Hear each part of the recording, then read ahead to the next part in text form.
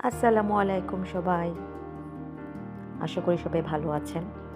ভাবলাম আজকে দুপুরে খাওয়ার একটা ভিডিও শেয়ার করি আপনাদের সাথে। তেমন কিছু না, স্পেশাল কিছু না, তবে আমার জন্য কিন্তু অনেক স্পেশাল।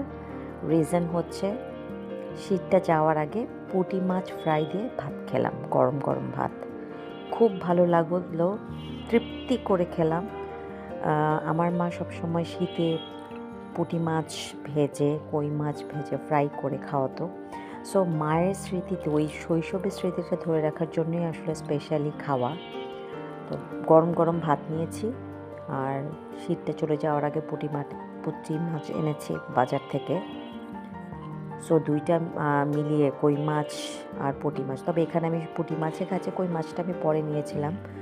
আজকে কই মাছ ফ্রাইও করেছি আমার ছেলের জন্য, আবার কই মাছ লাউ শাক, সরিষা, হলুদ, মরিচ, জিরা, কাঁচা মরিচ, ধনেপাতা, সরিষার তেল, লবণ এগুলা মাখিয়ে একটা কই মাছের পাতুরি করেছি।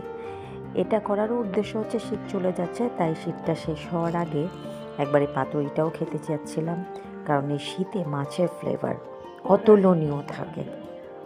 আমি কিন্তু খুব তৃপ্তি করে খাচ্ছি, প্রতিটা লোক মাতে আমার মায়ের কথা মনে হয়েছে, আর মচমচা করে ভেজেছি। সাথে ছিল শুকনা মরিচ ভাজা, শুকনা মরিচ দিয়ে, পুঁটি মাছ দিয়ে, সাদা গরম গরম ভাত দিয়ে মজা করে তৃপ্তি করে আজকে দুপুরের পেট পুজো করেছি। তো এই ছিল আজকে আমার লাঞ্চ মেনু। আশা করি আপনারা সবাই পছন্দ করবেন। পছন্দ করলে সাবস্ক্রাইব করুন।